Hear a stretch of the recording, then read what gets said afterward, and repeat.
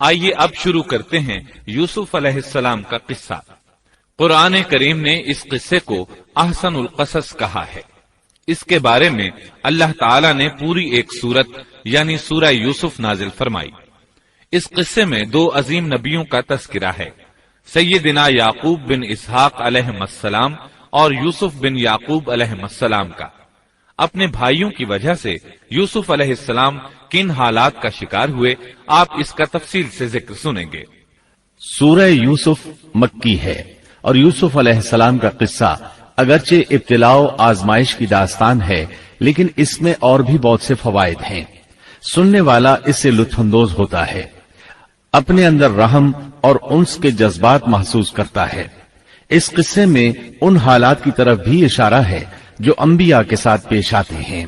عام انبیاء کے حالات واقعات سے معلوم ہوتا ہے کہ پہلے وہ آسودہ حال تھے، لیکن جب انہوں نے دعوت دی تو ان کی قوم نے انہیں جھٹلایا، پھر آزمائش کا سلسلہ شروع ہوا، پھر ان کی قوموں پر عذاب آیا۔ اس قصے میں معاملہ اس کے بالکل برعکس ہے۔ اس میں شروع میں ابتلاء آزمائش کا دور ہے، پھر آسانی اور فراوانی کی داستان ہے۔ ایسا کیوں ہوا؟ علماء کے اس بارے میں مختلف اقوال ہیں۔ عطا رحمت اللہ علیہ فرماتے ہیں، غمزدہ پریشان حال اگر یوسف علیہ السلام کے قصے کو سنتا ہے تو اس کے دل کو سکون ملتا ہے، وہ مطمئن ہو جاتا ہے، اس لیے کہ اس میں تنگی کے بعد آسانی ہے، مشکلات کے بعد اللہ کی نعمتوں کا نزول اس سے ظاہر ہے۔ سورہ یوسف سورہ ہود کے بعد نازل ہوئی۔ سورہ ہود میں انبیاء کرام کے تذکرے کے بعد قوم ہود اور قوم صالح کی تباہی کا ذکر آتا ہے، پھر ان اقوام کا تذکرہ ہے جو تباہ و برباد ہوئی۔ پھر سورہ یوسف عام الحزن میں نازل ہوئی۔ یہ وہ سال تھا جس میں نبی صلی اللہ علیہ وسلم کے چچا ابو طالب فوت ہوئے۔ ابو طالب ہر طرح آپ کا ساتھ دیتے رہے تھے، یہاں تک کہ رسول اکرم صلی اللہ علیہ وسلم فرماتے ہیں، قریش نے مجھ سے صحیح معنوں میں دشمنی کا آغاز ابو طالب کی وفات کے بعد کیا۔ ایک قول کے مطابق ابو طالب کی وفات کے صرف 3 دن بعد آپ کی پیاری اور محبوب بیوی، جنت کی عورتوں کی سردار، دنیا جہان کی افضل ترین عورتوں میں سے ایک سیدہ خدیجۃ الکبریٰ رضی اللہ عنہا اس دنیا سے رخصت ہو گئیں۔ انا للہ و انا الیہ راجعون۔ یہاں تک کہ ابن عباس رضی اللہ عنہما فرماتے ہیں، رسول اللہ صلی اللہ علیہ وسلم نے 4 خط کھینچے، پھر صحابہ کرام کو مخاطب کر کے فرمایا، جانتے ہو یہ خط میں نے کیوں کھینچے ہیں؟ انہوں نے کہا، ہم نہیں جانتے۔ تو آپ صلی اللہ علیہ وسلم نے فرمایا، جنت کی افضل ترین عورتیں 4 ہیں، ایک مریم بنت عمران، دوسری خدیجہ بنت خویلد، تیسری فاطمہ بنت محمد اور چوتھی فرعون کی بیوی آسیہ بنت مزاحم رضی اللہ عنہن اجمعین۔ سیدہ خدیجہ رضی اللہ عنہا اور ابو طالب کی وفات کا آپ صلی اللہ علیہ وسلم کو بہت شدید صدمہ ہوا۔ تب آپ کی تسلی کے لیے اللہ تعالیٰ نے سورہ یوسف نازل فرمائی اور آپ کو یقین دلایا کہ تنگی کے بعد فراخی ہوتی ہے، اور اس صورت میں سبق آموز واقعات اور عبرتوں کا تذکرہ یکجا کر دیا گیا ہے، جبکہ دوسرے انبیاء کے قصے قرآن اور احادیث میں مختلف مقامات پر ہیں۔ یہ قصہ قرآن کریم میں ایک جگہ کیوں ذکر کیا گیا، اس میں کیا حکمت تھی، اور باقی قصے مختلف مقامات پر کیوں بکھرے ہوئے ہیں، اس بارے میں علامہ قرطبی رحمت اللہ علیہ فرماتے ہیں، اللہ تعالیٰ نے انبیاء علیہ السلام کے قصے تکرار کے ساتھ ذکر کیے ہیں، ایک ہی بات کو بلاغت و بیان کے اصول کے تحت مختلف پیرائے میں ذکر کیا ہے، جیسا کہ ابراہیم علیہ السلام کا قصہ ہے۔ جب اللہ کے برگزیدہ فرشتے ان کے پاس آئے تو ان کے آنے پر ابراہیم علیہ السلام نے جو مہمان نوازی کی اس کو مختلف انداز میں بیان کیا گیا ہے۔ ایک جگہ فرمایا، وہ بغیر کسی تاخیر کے بھنا ہوا بچڑا لے آئے۔ دوسری آیت میں فرمایا، پس ابراہیم فربا بچڑے کا گوشت لے آئے۔ ان دونوں جملوں کو جمع کرنے سے معلوم ہوا بھنا ہوا موٹا تازہ بچڑا پیش کیا گیا۔ مختلف جگہوں پر ان کا تذکرہ اس لیے کیا گیا کہ لوگ اس سے عبرت پکڑیں۔ علامہ قرطبی رحمت اللہ علیہ فرماتے ہیں، یوسف علیہ السلام کے قصے کو ایک جگہ اور باقی انبیاء کے قصوں کو علیحدہ بیان کرنے کی ایک حکمت یہ بھی ہے کہ مخالف پر حجت قائم ہو جائے کہ وہ نہ مکرر کلام لا سکتے ہیں اور نہ ہی قصہ یوسف علیہ السلام کی طرح اکٹھا کلام لا سکتے ہیں۔ مطلب یہ کہ بلاغت کی ہر قسم میں دشمن پر حجت قائم ہو سکے۔ اللہ تعالیٰ کلام کو مکرر اور غیر مکرر لا کر قرآن کا اعجاز بیان کرنا چاہتے ہیں کہ اللہ چاہیں تو ایک قصے کو ایک ہی جگہ بیان کر دیں، چاہیں تو مختلف جگہوں پر بیان کر دیں۔ کوئی یہ نہ کہہ سکے کہ دیکھو قرآن میں یہ قصہ علیحدہ علیحدہ بیان ہوا ہے، میں اس کو ایک جگہ بیان کر سکتا ہوں، یا اس کے برعکس یہ نہ کہہ سکے کہ قرآن میں تو یہ قصہ ایک ہی جگہ بیان ہوا ہے، میں اس کو الگ الگ کر کے بیان کر سکتا ہوں۔ اب ہم اس قصے کا آغاز کرتے ہیں اور اسی طرح کرتے ہیں جس طرح اس کا آغاز اللہ رب العزت نے کیا ہے۔ شروع اللہ کے نام سے جو بڑا مہربان نہایت رحم والا ہے۔ الف لام را، یہ روشن کتاب کی آیتیں ہیں۔ یقیناً ہم نے اس کتاب کو عربی قرآن بنا کر نازل فرمایا ہے تاکہ تم سمجھ سکو۔ ہم آپ کے سامنے بہترین بیان پیش کرتے ہیں اس قرآن سے جو ہم نے آپ کی جانب وحی کے ذریعے نازل کیا ہے، اور یقیناً آپ اس سے پہلے بے خبروں میں سے تھے۔ قصہ در اصل ایک خبر کے بعد دوسری خبر اور اطلاع در اطلاع کو کہتے ہیں، اور قصص کا اصل قصہ ہے، یعنی پیچھے چلنا، جیسا کہ اللہ کی کتاب میں ہے۔ موسیٰ کی والدہ نے ان کی بہن سے کہا کہ تو اس کے پیچھے پیچھے جا، اور قصص کی اصل یہی ہے کہ کسی خبر کا پے در پے آنا۔ اس لیے ارشاد باری تعالی ہے، ہم آپ پر بہترین قصے بیان کرتے ہیں۔ اور یقیناً آپ اس سے پہلے بے خبروں میں سے تھے۔ غفلت سے مراد یہاں اللہ کے ذکر سے غفلت نہیں، بلکہ اس کا مطلب یہ ہے کہ نزول قرآن سے پہلے آپ ان قصص سے واقف نہیں تھے۔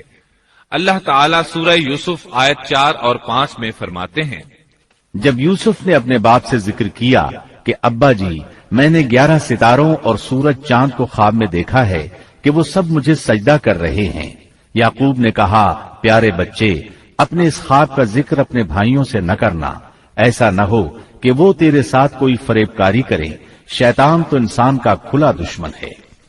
رؤیا سے مراد وہ خواب ہے جس کو انسان نیند کی حالت میں دیکھے، اور رؤیت سے مراد وہ حقیقت ہے جس کو انسان حالت بیداری میں اپنی آنکھوں سے دیکھے۔ تو یوسف علیہ السلام نے خواب میں دیکھا کہ 11 ستارے اور سورج اور چاند انہیں سجدہ کر رہے ہیں۔ یعقوب علیہ السلام خواب کی حقیقت کو جان گئے، اگرچہ آپ خوابوں کی تعبیر نہیں بتاتے تھے، لیکن انہیں علم ہو گیا کہ اس میں یوسف علیہ السلام کی تکریم ہے، اور انہیں یہ بھی علم تھا کہ یوسف علیہ السلام کے بھائی ان سے حسد کرتے ہیں۔ اسی لیے انہوں نے یوسف علیہ السلام سے کہا کہ اپنے بھائیوں کو یہ خواب نہ سنانا۔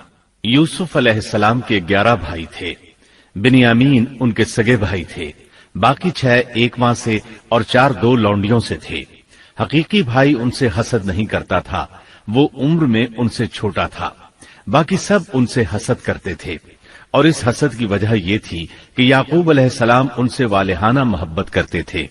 اسی طرح بنیامین سے بھی انہیں بہت لگاؤ تھا، مطلب یہ کہ ان دونوں سے انہیں زیادہ محبت تھی، اور محبت میں کمی بیشی کوئی بری چیز نہیں، البتہ نبی کریم صلی اللہ علیہ وسلم نے فرمایا، ان میں عدل سے ضرور کام لیں۔ غرض یعقوب علیہ السلام کو ان دونوں سے زیادہ محبت تھی، ان کا دل ان کی طرف زیادہ مائل تھا، یہاں تک کہ لمحہ بھر بھی انہیں نظروں سے اوجھل نہیں کرتے تھے۔ یوسف علیہ السلام کے بھائی جب کھیل کے لیے نکلتے تو یعقوب علیہ السلام فرماتے، یوسف کو یہیں چھوڑ دو، گویا ہر وقت ان کا پہرا دیتے تھے۔ اللہ تعالیٰ سورہ یوسف آیت 6 میں فرماتے ہیں، اور اسی طرح تجھے تیرا پروردگار برگزیدہ کرے گا، اور تجھے معاملہ فہمی یعنی خوابوں کی تعبیر بھی سکھائے گا، اور اپنی نعمت تجھے بھرپور عطا فرمائے گا، اور یعقوب کے گھر والوں کو بھی، جیسے کہ اس نے اس سے پہلے تیرے دادا اور پردادا یعنی ابراہیم و اسحاق کو بھی بھرپور اپنی نعمت دی۔ یقیناً تیرا رب بہت بڑے علم والا اور زبردست حکمت والا ہے۔ یعنی آپ کو منتخب کر لیا اور تمام بھائیوں سے آپ کو چن لیا، اور یعقوب علیہ السلام کے سارے بیٹوں سے آپ کا انتخاب کیا، اور اس دور کے لوگوں میں سے آپ کو نبوت دینے کا ارادہ کیا۔ مزید یہ کہ وہ لوگوں کو خوابوں کی تعبیر بھی بتاتے تھے، اور آیت میں جس نعمت کا ذکر ہے اس سے مراد نبوت کی نعمت ہے، اور یہ قصہ اللہ تعالیٰ نے نصیحت کے لیے ذکر کیا ہے۔ اللہ تعالیٰ سورہ یوسف آیت 7 اور 8 میں فرماتے ہیں، یقیناً یوسف اور اس کے بھائیوں میں دریافت کرنے والوں کے لیے بڑی بڑی نشانیاں ہیں، جبکہ انہوں نے کہا کہ یوسف اور اس کا بھائی بنسبت ہمارے باپ کو بہت زیادہ پیارا ہے، حالانکہ ہم طاقتور جماعت ہیں، کوئی شک نہیں کہ ہمارے ابا سری غلطی میں ہیں۔ کہا جاتا ہے کہ یہودیوں نے نبی کریم صلی اللہ علیہ وسلم سے یوسف علیہ السلام کے قصے کے متعلق سوال کیا تو یہ مکمل صورت انہیں قصہ سنانے کے لیے نازل ہوئی، جبکہ بنی اسرائیل کو یہ مکمل قصہ معلوم نہ تھا، اور جو معلوم تھا وہ بھی تحریف شدہ تھا۔ قرآن ان کی اس تحریف کو واضح کرنے کے لیے بھی نازل ہوا، اور جو بھی بنی اسرائیل کا شخص یا کوئی اور اس کے متعلق پوچھے گا اس کے لیے عبرتیں اور نصیحتیں ہیں۔ یوسف کے بھائیوں نے کہا کہ ہمارا باپ یوسف اور اس کے بھائی سے زیادہ محبت کیوں کرتا ہے، جبکہ ہم ایک جماعت ہیں۔ اپنے باپ کے اس عمل پر اعتراض کیا، اور یقیناً یہ ایک بہت برا گمان تھا۔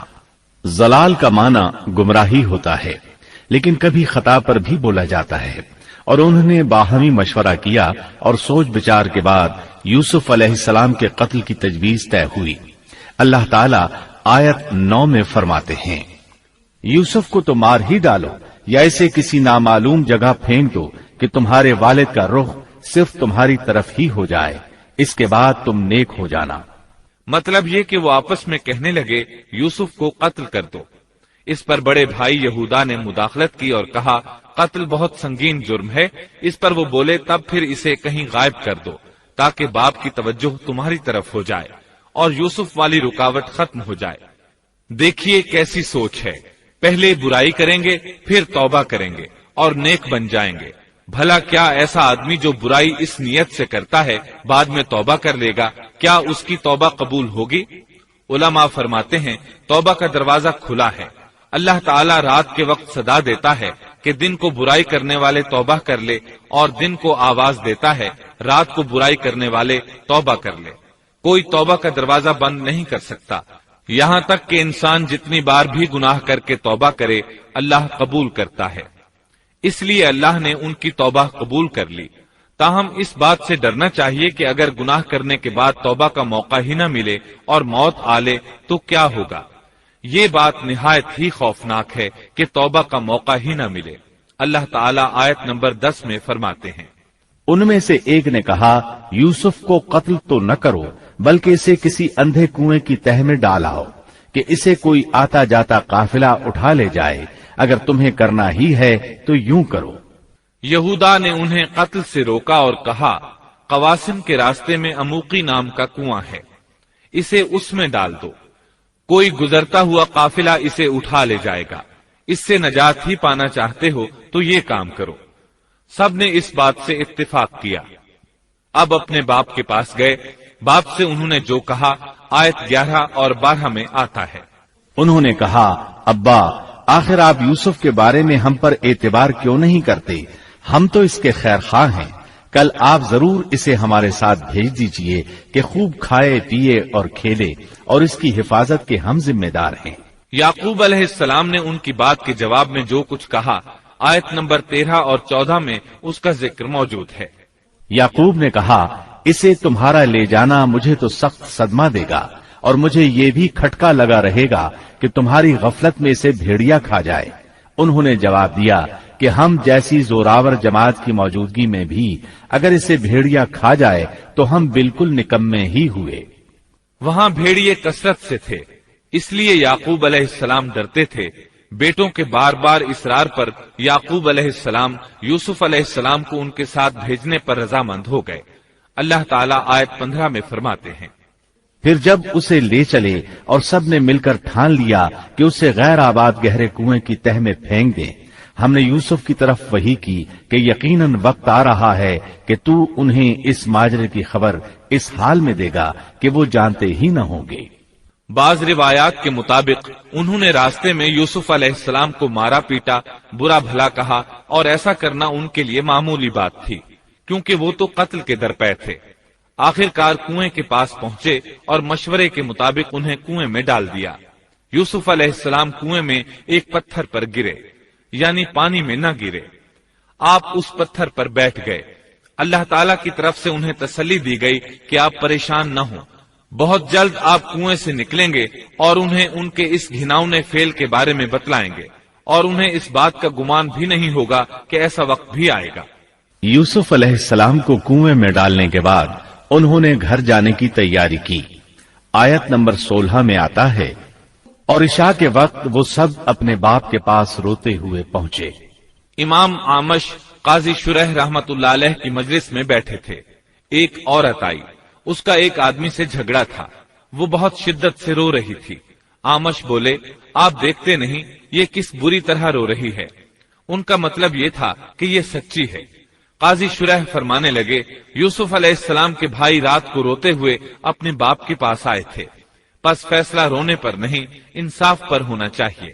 اب یوسف علیہ السلام کے بھائیوں نے باپ کو تفصیل سنائی۔ اللہ تعالیٰ اس کا ذکر آیت 17 میں فرماتے ہیں، اور کہنے لگے کہ ابا جی، ہم تو آپس میں دوڑ میں لگ گئے اور یوسف کو ہم نے سامان کے پاس چھوڑا، پس اسے بھیڑیا کھا گیا۔ آپ تو ہماری بات نہیں مانیں گے، گو ہم بالکل سچے ہی ہوں۔ سو انہوں نے یہ بات بتائی، لیکن اس سے جھوٹ صاف ظاہر ہو رہا تھا، جیسا کہ اگلی آیت میں ہے۔ اور یوسف کے کرتے کو جھوٹ موڑ کے خون سے خون آلود بھی کر لائے تھے۔ ابن عباس رضی اللہ عنہما فرماتے ہیں کہ انہوں نے بکری ذبح کی اور یوسف علیہ السلام کی قمیص پر اس کا خون مل لیا، اور خون میں لت پت قمیص یعقوب علیہ السلام کے پاس لے آئے۔ جب یعقوب علیہ السلام نے دیکھا تو فرمانے لگے، یہ بھیڑیا بھی کتنا رحم دل تھا، میرے بیٹے کو تو کھا لیا اور قمیص کو کچھ نہیں کہا، تمہاری عقل کہاں ہے؟ اس بات کا ذکر آیت 18 میں ہے۔ باپ نے کہا، یوں نہیں، بلکہ تم نے اپنے ہی دل سے ایک بات بنا لی ہے، پس صبر ہی بہتر ہے، اور تمہاری بنائی ہوئی باتوں پر اللہ ہی سے مدد کی طلب ہے۔ ادھر دوسری طرف کیا ہوا؟ آیت 19 میں اللہ فرماتے ہیں، اور ایک قافلہ آیا اور انہوں نے اپنے ایک پانی لانے والے کو بھیجا، اس نے اپنا ڈول لٹکا دیا اور کہنے لگا، واہ واہ، خوشی کی بات ہے، یہ تو ایک لڑکا ہے۔ انہوں نے اسے مال تجارت قرار دے کر چھپا دیا، اور اللہ اس سے باخبر تھا جو وہ کر رہے تھے۔ تفصیل اس کی یہ ہے کہ ایک قافلہ اس کنویں کے پاس سے گزرا جس میں یوسف علیہ السلام موجود تھے۔ انہوں نے پانی کی تلاش میں ایک خادم کو بھیجا، وہ کنویں تک پہنچا، اس نے کنویں میں ڈول لٹکایا، یوسف علیہ السلام اس ڈول میں بیٹھ گئے۔ خادم نے ڈول نکالا تو اس میں ایک خوبصورت بچے کو دیکھا، مارے خوشی کے وہ پکار اٹھا، یہاں ایک لڑکا ہے۔ اس زمانے میں غلاموں اور لونڈیوں کی تجارت ہوتی تھی، انہیں خوف محسوس ہوا کہ کہیں یہ لڑکا ان سے چھن نہ جائے۔ اس خوف کے پیش نظر انہوں نے یوسف علیہ السلام کو چھپا لیا۔ انہوں نے یہ بھی سوچا کہ شاید یہ بھاگا ہوا غلام ہے، اگر اس کا مالک آ گیا تو وہ اسے لے جائے گا۔ یہ قافلہ مدائن سے مصر جا رہا تھا۔ جب یہ مصر پہنچے تو انہوں نے یوسف علیہ السلام کو معمولی قیمت میں فروخت کر دیا۔ معمولی قیمت میں فروخت کرنے کی جلدی بھی انہوں نے اسی خیال کے تحت کی کہ کہیں اس کا مالک نہ آ جائے۔ ابن عباس رضی اللہ عنہما فرماتے ہیں کہ انہوں نے یوسف علیہ السلام کو صرف 20 درہم میں بیچ دیا، اور یہ نہایت معمولی قیمت تھی۔ آیت نمبر 21 میں ہے، مصر والوں میں سے جس نے اسے خریدا تھا اس نے اپنی بیوی سے کہا کہ اسے بہت عزت و احترام کے ساتھ رکھو، بہت ممکن ہے کہ یہ ہمیں فائدہ پہنچائے یا اسے ہم اپنا بیٹا ہی بنا لیں۔ یہ شخص مصر کا وزیر خزانہ تھا، بے اولاد تھا۔ اس نے سوچا شاید یہ لڑکا بڑا ہو کر اچھا انسان بنے، لہذا کیوں نہ ہم اسے بیٹا بنا لیں۔ اس طرح یوسف علیہ السلام وزیر خزانہ کے گھر پلے بڑھے۔ وزیر خزانہ عزیز مصر کہلاتا تھا۔ عزیز نے آپ کو بیٹوں کی طرح رکھا۔ آپ کچھ بڑے ہوئے تو شاہی محل کی دیکھ بھال آپ کے ذمے لگا دی گئی، شاہی محل کے تمام اختیارات آپ کے سپرد کر دیے گئے۔ اللہ تعالیٰ آیت 21 اور 22 میں فرماتے ہیں، یوں ہم نے مصر کی سرزمین میں یوسف کا قدم جما دیا کہ ہم اسے خواب کی تعبیر کا کچھ علم سکھا دیں۔ اللہ اپنے ارادے پر غالب ہے، لیکن اکثر لوگ بے علم ہوتے ہیں۔ اور جب یوسف پختگی کی عمر کو پہنچ گئے تو ہم نے اسے قوت فیصلہ اور علم دیا. ہم نیک کاروں کو اسی طرح بدلہ دیتے ہیں. یوسف علیہ السلام بہت پاکیزہ اور توحید والے ماحول میں پروان چڑھے. گھر کا سارا انتظام انہی کے ہاتھ میں تھا. آپ بہت بصیرت اور سوجھ بوجھ سے گھر کا نظام چلا رہے تھے. ابھی عزیز مصر کی بیوی نے آپ کو گمراہ کرنے کی کوشش نہیں کی تھی کہ علم اور بصیرت کی صفات آپ میں موجود تھیں. مفسرین لکھتے ہیں جب یوسف علیہ السلام کی عمر 17-18 سال کی ہوئی تو جوانی کے ساتھ ان کے حسن میں مزید اضافہ ہوا. حسن یوسف واقعی بے مثال تھا. نبی اکرم صلی اللہ علیہ وسلم فرماتے ہیں معراج کی رات میری ملاقات یوسف علیہ السلام سے ہوئی. ایسا لگتا تھا کہ دنیا کا نصف حسن یوسف علیہ السلام کو ملا ہے. مفسرین اس کی وضاحت کرتے ہیں کہ حسن کو اللہ تعالیٰ نے 2 حصوں میں تقسیم کیا ہے. آدھا حسن یوسف علیہ السلام کو دیا اور آدھا باقی ساری مخلوق میں تقسیم کر دیا. اللہ اکبر، یہ ہے حسن یوسف. اور جب یوسف کے حسن کی کیفیت یہ ہے تو پھر اس کے خالق کے کیا کہنے. جب عزیز مصر کی بیوی نے ان کا حسن دیکھا تو بے اختیار ہو گئی. اس کے اندر ہیجان پیدا ہوا. اس نے یوسف علیہ السلام سے بدکاری کا ارادہ کر لیا. ان کے ساتھ لطف و عنایت کا سلسلہ شروع کر دیا اور پھسلانے کے جتنے طریقے ہو سکتے تھے وہ اختیار کیے. ناز و نخرے کے ساتھ اس سے پیش آنے لگی. اللہ آیت 23 میں فرماتے ہیں اس عورت نے جس کے گھر میں یوسف تھے یوسف کو بہلانا پھسلانا شروع کیا کہ وہ اپنے نفس کی نگرانی چھوڑ دے اور دروازے بند کر کے کہنے لگی لو آ جاؤ. یوسف نے کہا اللہ کی پناہ، وہ میرا رب ہے، مجھے اس نے بہت اچھی طرح رکھا ہے. بے انصافی کرنے والوں کا بھلا نہیں ہوتا ہے. مطلب یہ کہ آخر نوبت یہاں تک پہنچ گئی کہ ایک دن اس نے سارے دروازے بند کر لیے اور کہنے لگی آئیے یوسف، میں نے یہ زیب و زینت آپ کے لیے کی ہے. یوسف علیہ السلام فرمانے لگے اللہ کی پناہ، یہ ناممکن ہے، میں ایسا نہیں کر سکتا. کیا میں اپنے مالک کی گھر والی سے بدکاری کروں جس نے مجھے اپنے بیٹوں کی طرح ناز و نعمت میں رکھا؟ یہ بہت بڑا ظلم ہے اور ظالم لوگ فلاح نہیں پا سکتے. آپ نے فوراً انکار کر دیا اس لیے کہ آپ صاحب علم تھے، صاحب حلم تھے، بادشاہ کے مقام اور مرتبے کو جاننے کے ساتھ برائی کے نقصانات سے بھی باخبر تھے. خود صاحب فضل تھے اور اہل فضل کے مقام و مرتبے سے بھی واقف تھے. قرآن کریم کی آیات آپ کی طہارت اور پاکیزگی بیان کر رہی ہیں. آیت 24 میں ہے اس عورت نے یوسف کا قصد کیا اور یوسف اس کا قصد کرتے اگر وہ اپنے پروردگار کی دلیل نہ دیکھتے. یوسف علیہ السلام نے اس کا ارادہ نہیں کیا، یہاں تک کہ اللہ تعالیٰ کی مہربانی سے ان کے دل میں اس گناہ کا خیال تک نہیں آیا. اللہ تعالیٰ نے آخر آپ کو علم بھی دیا تھا اور حلم بھی. آپ بادشاہ کے مرتبے سے واقف تھے، نیک تھے، جانتے تھے زانی کبھی فلاح نہیں پا سکتا، بلکہ آپ نے تو فوراً کہہ دیا اللہ کی پناہ، میں ایسا ہرگز نہیں کر سکتا. اتنی بڑی آزمائش میں ان کے دل میں خیال آنا ممکن تھا.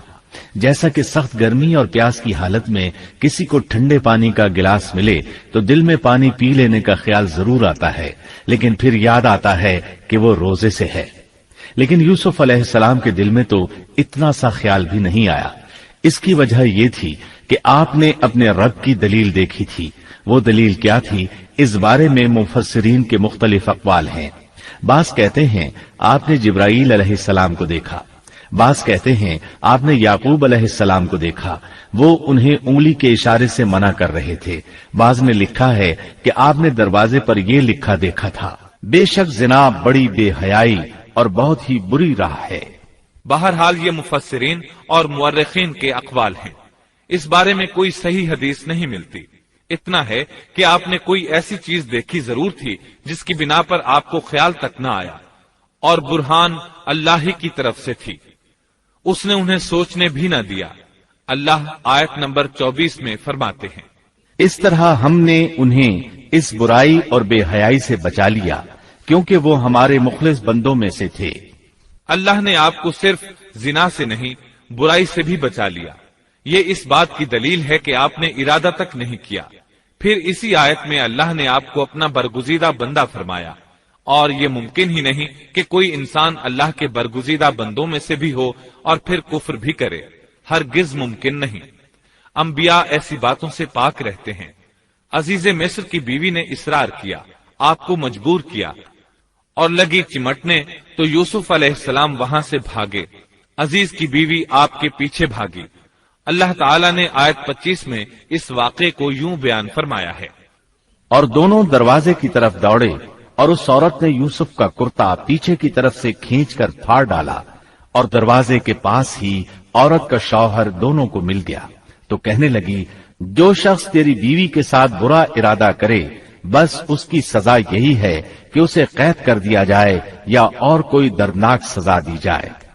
سیدنا یوسف علیہ السلام خود کو بچانے کے لیے دروازے کی طرف دوڑ پڑے تھے، یہ پیچھے دوڑی، دروازہ بند تھا۔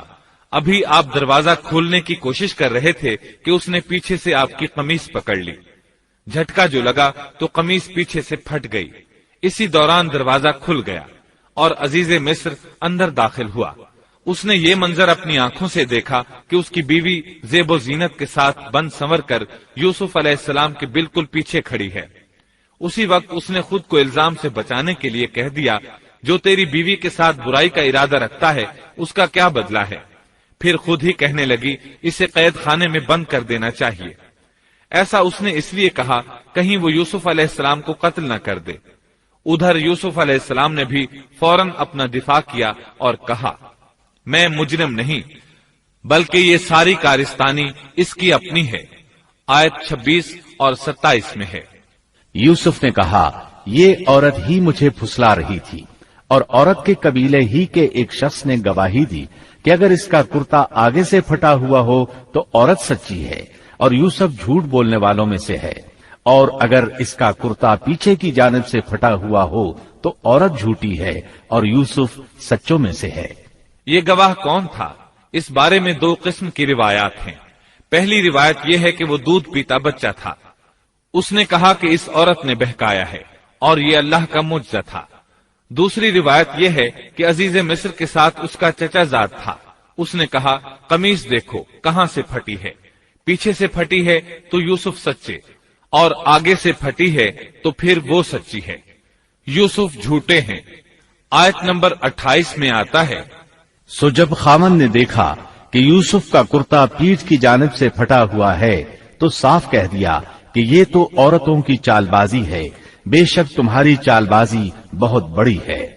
سید قطب کہتے ہیں، عزیز مصر ان لوگوں میں سے تھا جن کے نزدیک شرف کی کوئی قیمت نہیں تھی۔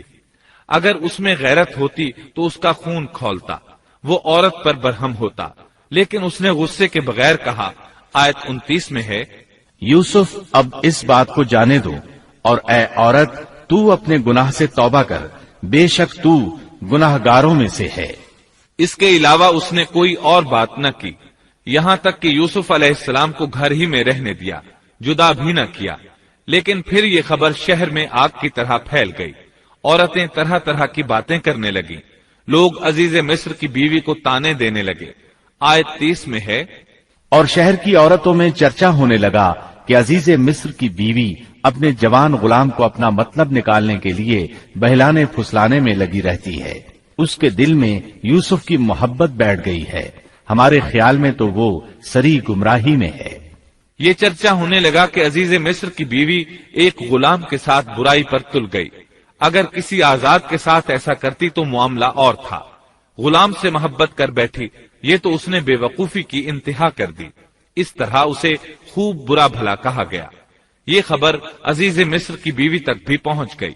آیت 31 میں ہے، اس نے جب ان عورتوں کی پرفریب مکارانہ باتیں سنی تو انہیں بلوا بھیجا اور ان کے لیے ایک مجلس مرتب کی، اور ان میں سے ہر ایک کو چھری دی اور کہا، اے یوسف ان کے سامنے چلے آؤ۔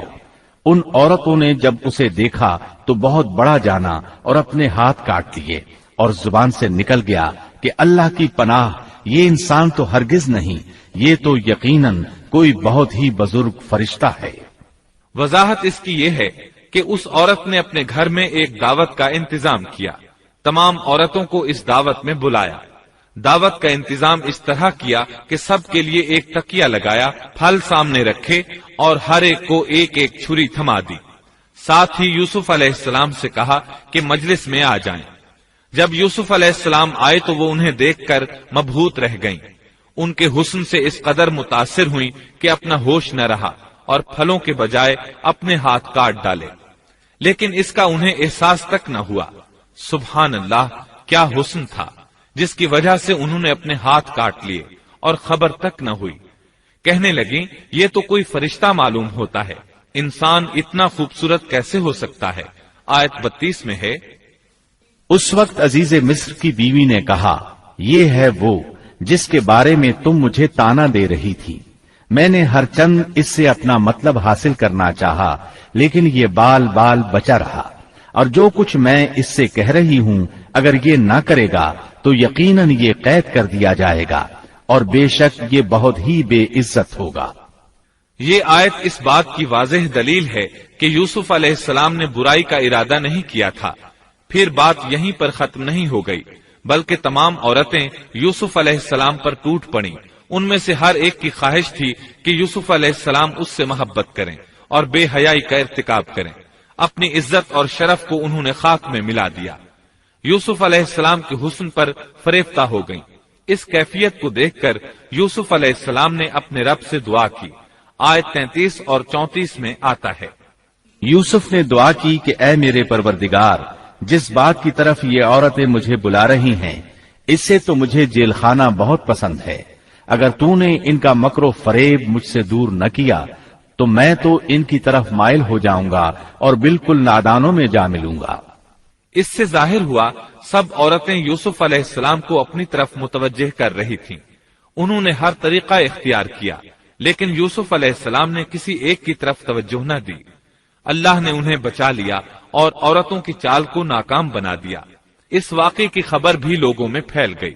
عزیز مصر کی بیوی کو پتا چل گیا کہ یہ خبریں پورے شہر میں پھیل گئی ہیں اور لوگ اسے ہی قصوروار ٹھہرا رہے ہیں۔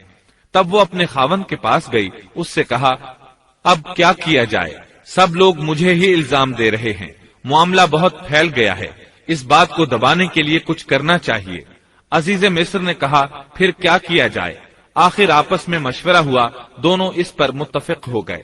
ابن عباس رضی اللہ عنہما فرماتے ہیں، انہوں نے یوسف علیہ السلام کو ایک گدھے پر سوار کیا اور ایک ڈھول والا ساتھ کر دیا اور یہ منادی کرائی کہ اس عبرانی غلام نے اپنی مالکہ کے ساتھ برائی کی کوشش کی ہے، لہٰذا اسے اس جرم کی پاداش میں جیل میں ڈالا جاتا ہے۔ گویا انہوں نے اپنے پر سے الزام ختم کرنے کا یہ منصوبہ سوچا۔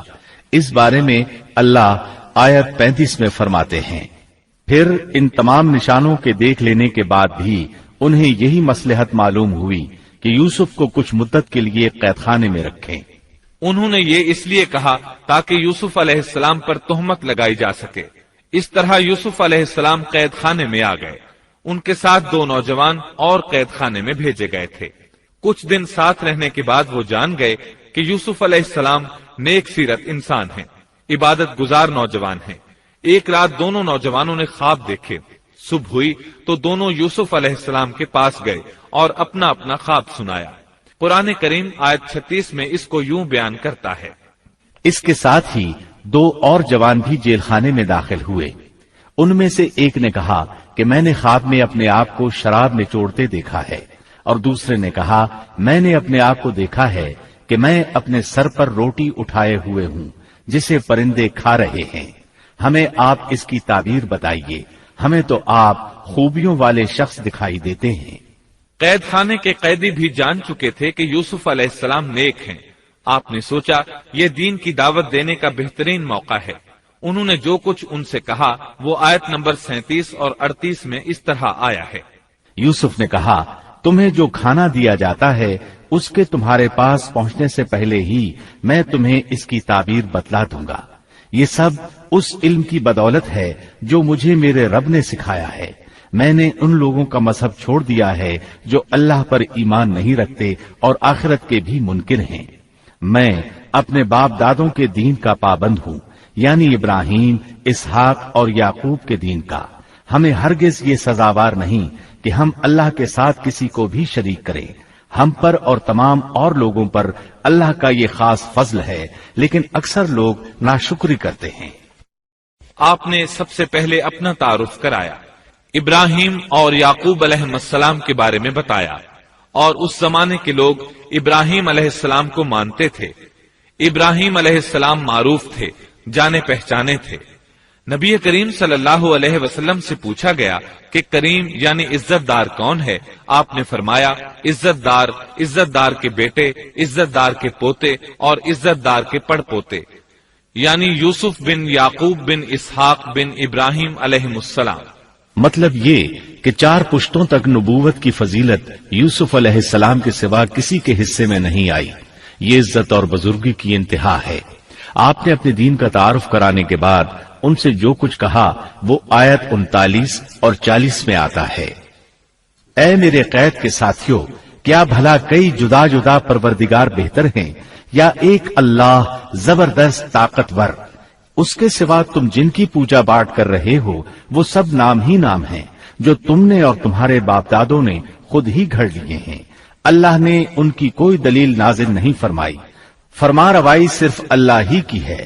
اس کا فرمان ہے کہ تم سب سوائے اس کے کسی اور کی عبادت نہ کرو. یہی دین درست ہے، لیکن اکثر لوگ نہیں جانتے. پھر یوسف علیہ السلام نے انہیں خواب کی تعبیر بتائی. اس کا ذکر سورہ یوسف آیت 41 میں ہے. اے میرے قید خانے کے رفیقو، تم دونوں میں سے ایک تو اپنے بادشاہ کو شراب پلانے پر مقرر ہو جائے گا، لیکن دوسرا سولی دیا جائے گا اور پرندے اس کا سر نوچ نوچ کھائیں گے. تم دونوں جس کے بارے میں تحقیق کر رہے تھے اس کام کا فیصلہ کر دیا گیا. تعبیر سن کر وہ قیدی کہنے لگے ہم نے اس طرح خواب نہیں دیکھا. جس کے قتل کی تعبیر بتائی گئی تھی وہ تو خاص طور پر کہنے لگا میں نے یہ خواب نہیں دیکھا. اس پر یوسف علیہ السلام نے فرمایا یہ اللہ کا فیصلہ ہے، تبدیل نہیں ہو سکتا. پھر آپ نے دوسرے قیدی سے فرمایا اور جس کی نسبت یوسف کا گمان تھا کہ ان دونوں میں سے یہ چھوٹ جائے گا، اس سے کہا کہ اپنے بادشاہ سے میرا ذکر بھی کر دینا. پھر اسے شیطان نے اپنے بادشاہ سے ذکر کرنا بھلا دیا اور یوسف نے کئی سال قید خانے ہی میں کاٹے. پھر اسی طرح ہوا. ایک کو پھانسی پر چڑھا دیا گیا، دوسرا بادشاہ کو شراب پلانے پر مقرر ہوا، لیکن وہ یوسف علیہ السلام کا ذکر کرنا بھول گیا. اللہ تعالیٰ آیت 42 میں فرماتے ہیں شیطان نے اسے بھلا دیا. اس آیت کی تفسیر بعض مفسرین نے یہ کی ہے کہ شیطان نے یوسف علیہ السلام کو اپنے رب یعنی اللہ تعالیٰ کی یاد سے غافل کر دیا، اور انہوں نے ایک بندے سے چاہا کہ وہ اپنے رب یعنی شاہ مصر سے ان کا تذکرہ کر کے ان کی رہائی کی کوشش کرے. اس لیے اللہ تعالیٰ نے ان کو یہ سزا دی کہ وہ کئی سال تک جیل میں پڑے رہے. یہ تفسیر بالکل غلط ہے. درست یہ ہے کہ فَأَنْسَاهُ کی ضمیر اس شخص کی طرف لوٹتی ہے جس کے متعلق یوسف علیہ السلام کا گمان تھا کہ وہ رہائی پانے والا ہے. اور اس آیت کے معنی یہ ہیں کہ شیطان نے اس شخص کو اپنے آقا سے یوسف علیہ السلام کا ذکر کرنا بھلا دیا، جیسا کہ علامہ ابن کثیر اور دیگر مفسرین نے اسی طرح کہا ہے.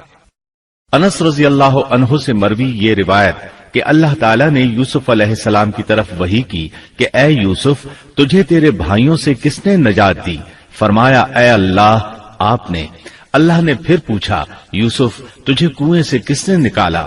انہوں نے جواب دیا اللہ آپ نے. اللہ تعالیٰ نے پھر پوچھا یوسف تجھے عورتوں سے کس نے بچایا؟ کہا اللہ آپ نے.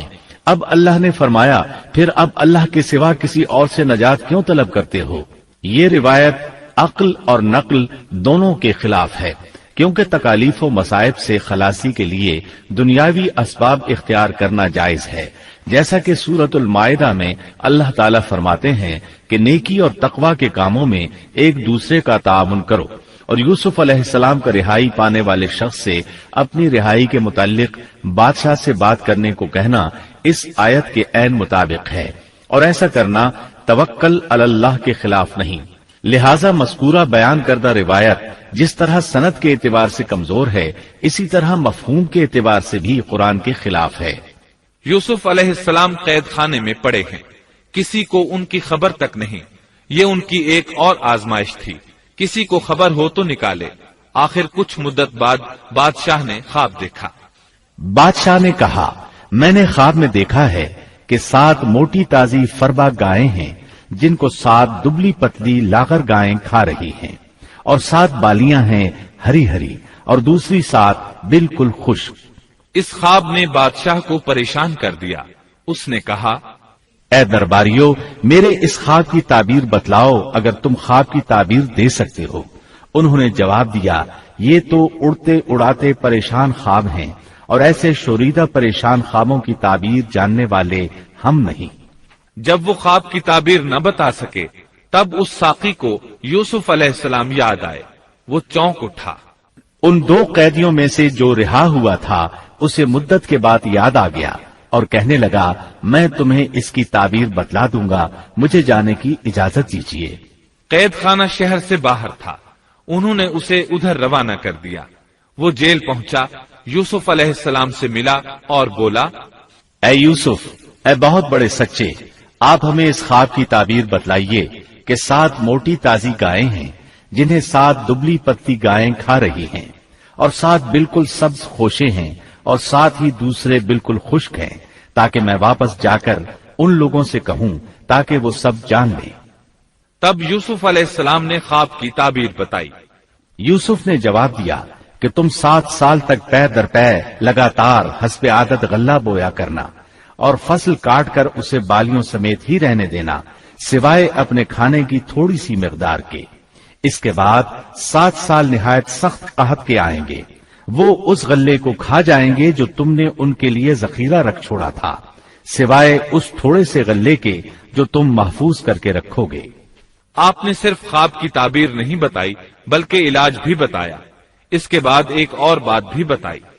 इसके बाद जो साल आएगा उसमें लोगों पर खूब बारिश बरसाई जाएगी और वो उसमें शीरे अंगूर भी खूब निचोड़ेंगे।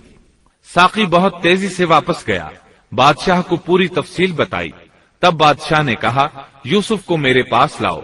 बादशाह का कासिद वापस आया और आपसे कहा, बादशाह आपको बुला रहा है। यूसुफ अलैहिस्सलाम ने कहा, मैं कैद खाने से नहीं निकलूंगा। नबी करीम सल्लल्लाहु अलैहि वसल्लम फरमाते हैं, अल्लाह यूसुफ अलैहिस्सलाम पर रहम फरमाए, उन्होंने किस हद तक सब्र किया। उनकी जगह मैं होता और मुझे कैद खाने से निकलने के लिए कहा जाता तो मैं फौरन बाहर निकल जाता। 7 साल तक कैद में रहने के बाद अगर कोई कैदी से बाहर निकलने के लिए कहे और वो बाहर निकलने से इनकार कर दे तो ये बात अजीब ही लग सकती थी, लेकिन यूसुफ अलैहिस्सलाम हर तरह से बरी होकर निकलना चाहते थे। चुनाचे आपने कहा, यूसुफ ने कहा, अपने बादशाह के पास वापस जा और उससे पूछ कि उन औरतों का हकीकी वाकया क्या है जिन्होंने अपने हाथ काट लिए थे। उनके हीले को सही तौर पर जानने वाला मेरा परवरदिगार ही है। कासिद वापस आया। उसने बादशाह को यूसुफ का जवाब सुनाया। अब बादशाह ने उन औरतों को जमा किया और कहा, बादशाह ने पूछा, ऐ औरतों, उस वक्त का सही वाकया क्या है जब तुम दाव फरेब करके यूसुफ को उसकी दिली मंशा से बहकाना चाहती थी। उन्होंने साफ जवाब दिया कि माज अल्लाह, हमने यूसुफ में कोई बुराई नहीं पाई। फिर तो अजीज मिस्र की बीवी भी बोल उठी कि अब तो हक सच वाज़ेह हो गया है, मैंने ही उसे बरगलाया था उसके जी से और यकीनन वो सच्चों में से है। यूसुफ ने कहा, ये इस वास्ते कि अजीज मिस्र जान ले कि मैंने उसकी पीठ पीछे उसकी खयानत नहीं की, और ये भी कि अल्लाह दगाबाजों के हथकंडे चलने नहीं देता।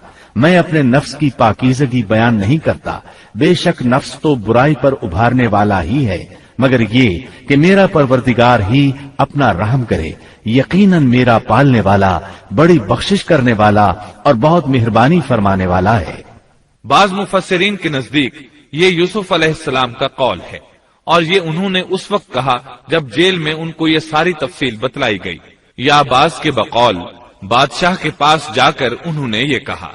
बाज मुफस्सिरीन के नजदीक ये भी अजीज मिस्र की बीवी ही का कौल है, और मतलब ये है कि यूसुफ की गैर मौजूदगी में भी उसे गलत तौर पर तोहमत लगाकर खयानत का इर्तिकाब नहीं करती, बल्कि अमानत के तकाजों को सामने रखते हुए अपनी गलती का एतराफ करती हूँ।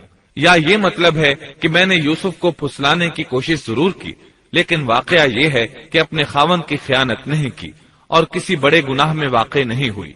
हाफिज इब्ने कसीर ने इसी कौल को तरजीह दी है, اور اسے سیاق و معانی کے اعتبار سے زیادہ مناسب اور موزوں قرار دیا ہے۔ آیت 54 میں اللہ تعالیٰ فرماتے ہیں، بادشاہ نے کہا اسے میرے پاس لاؤ کہ میں اسے اپنے خاص کاموں کے لیے مقرر کر لوں۔ پھر جب اس سے بات چیت کی تو کہنے لگا کہ آپ ہمارے ہاں آج سے ذی عزت اور امانت دار ہیں۔ تب یوسف علیہ السلام بولے، یوسف نے کہا آپ مجھے ملک کے خزانوں پر مقرر کر دیجئے، میں حفاظت کرنے والا اور باخبر ہوں۔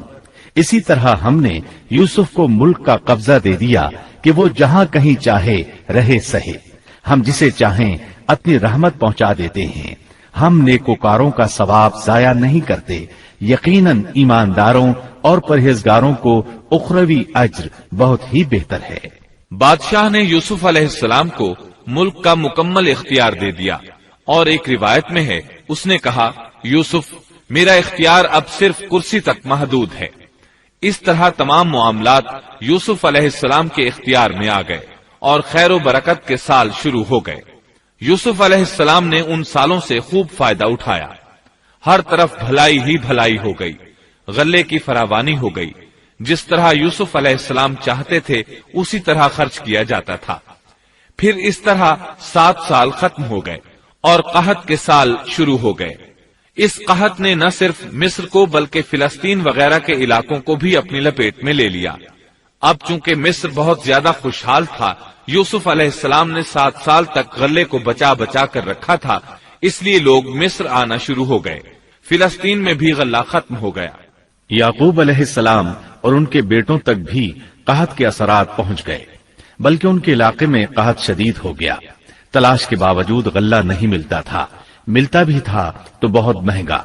فلسطین میں خبر پہنچی کہ مصر کا بادشاہ پرانی قیمت پر غلہ دے رہا ہے۔ یہ خبر اس لیے پہنچی کہ یوسف علیہ السلام پرانی قیمت پر غلہ فروخت کر رہے تھے۔ چنانچہ فلسطین سے غلہ خریدنے کے لیے قافلے مصر آنے لگے۔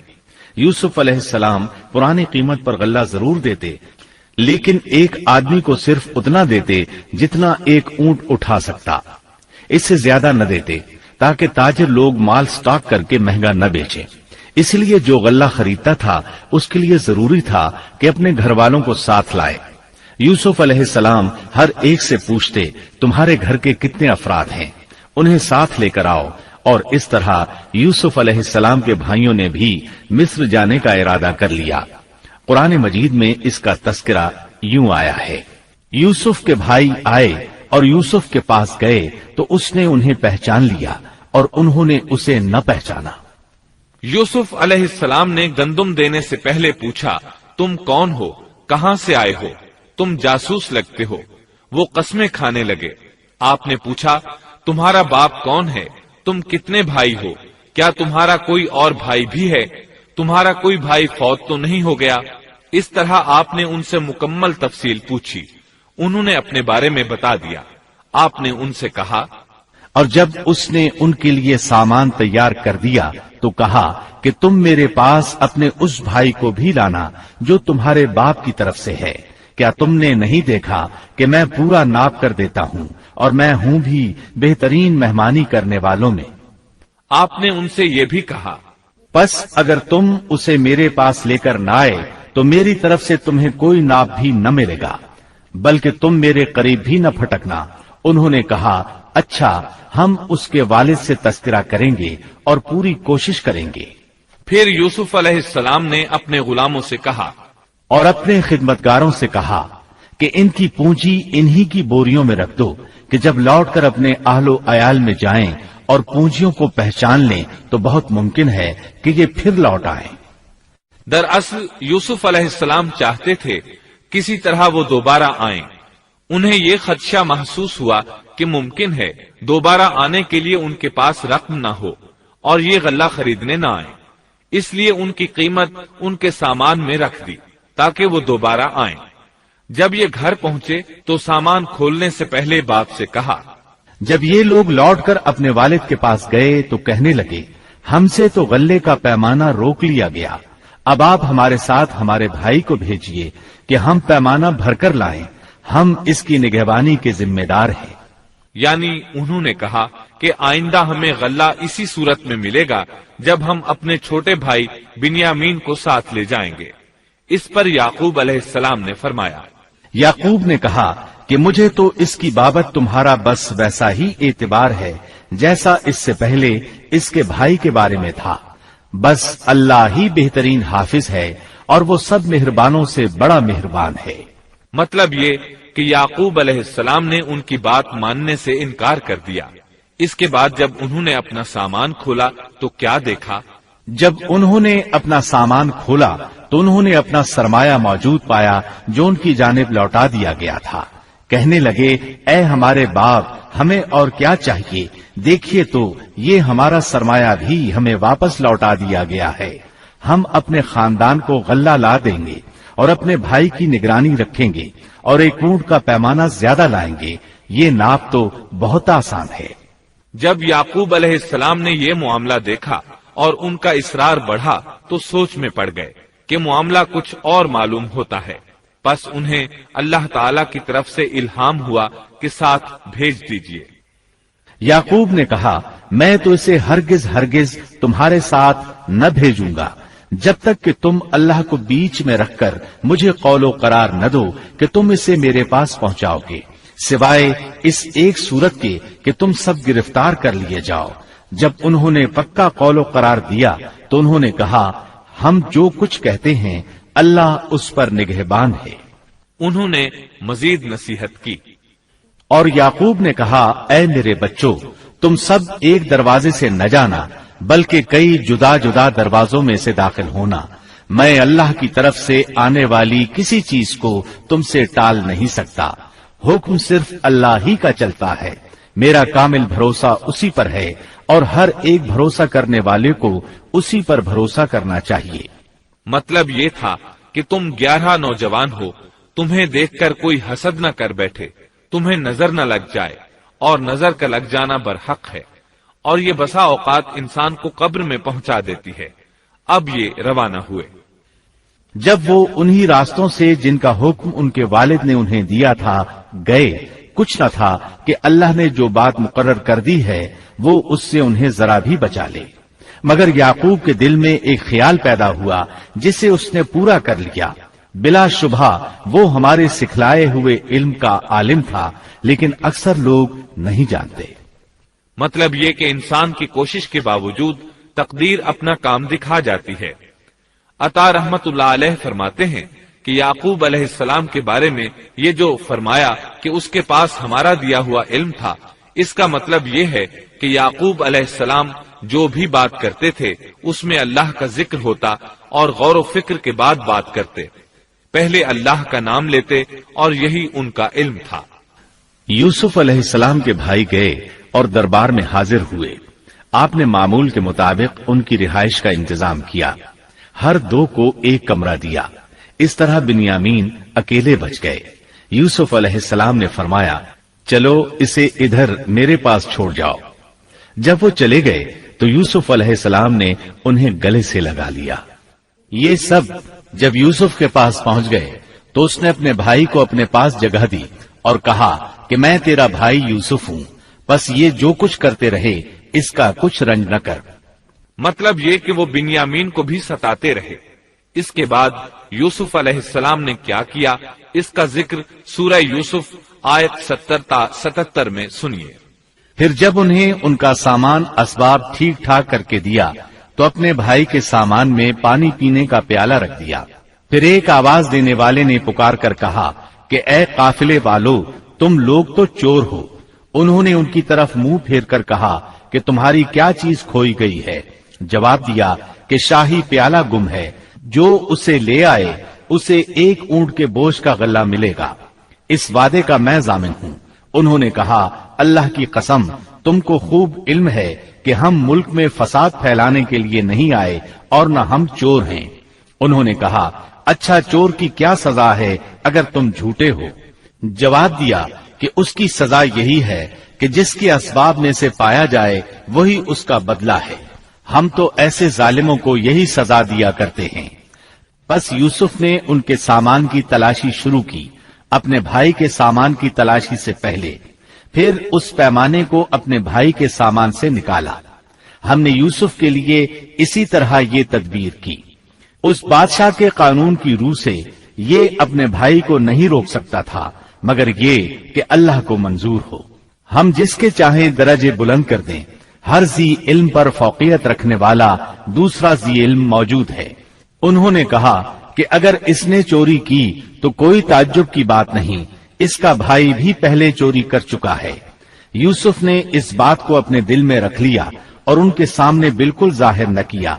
कहा कि तुम बड़े बदकुमाश हो और जो तुम बयान करते हो उसे अल्लाह ही खूब जानता है। अब वो बादशाह यानी यूसुफ अलैहिस्सलाम की मिन्नत समाजत करने लगे। उन्होंने कहा कि ए अजीज मिस्र, इसके वालिद बड़ी उम्र के बिल्कुल बूढ़े शख्स हैं। आप इसके बदले हम में से किसी को ले लीजिए। हम देखते हैं कि आप बड़े नेक नफ्स हैं।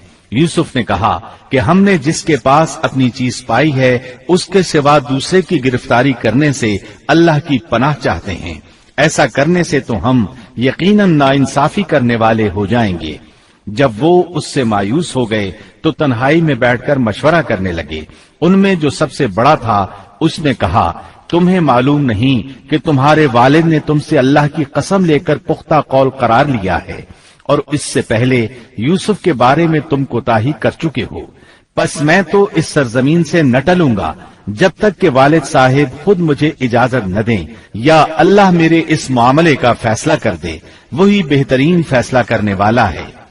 तुम सब वालिद साहिब की खिदमत में वापस जाओ और कहो कि अब्बा जी, आपके साहिबजादे ने चोरी की और हमने वही गवाही दी थी जो हम जानते थे। हम कुछ गैब की हिफाजत करने वाले न थे। आप उस शहर के लोगों से दरियाफ्त फरमा लें जहां हम थे और उस काफिले से भी पूछ लें जिसके साथ हम आए हैं, और यकीनन हम बिल्कुल सच्चे हैं। याकूब ने कहा, ये तो नहीं बल्कि तुमने अपनी तरफ से बात बना ली। बस अब सब्र ही बेहतर है। करीब है कि अल्लाह उन सबको मेरे पास ही पहुंचा दे।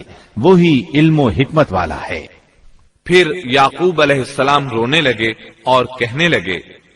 फिर उनसे मुंह फेर लिया और कहा, हाय यूसुफ। उनकी आंखें बवजह रंजो गम के सफेद हो चुकी थीं और वो गम को दबाए हुए थे। बेटों ने कहा, वल्लाह, आप हमेशा यूसुफ की याद ही में लगे रहेंगे, यहां तक कि घुल जाएं या खत्म ही हो जाए। इस पर याकूब अलैहिस्सलाम ने कहा, उन्होंने कहा कि मैं तो अपनी परेशानियों और रंज की फरियाद अल्लाह ही से कर रहा हूं। मुझे अल्लाह की तरफ से वो बातें मालूम हैं जो तुम नहीं जानते।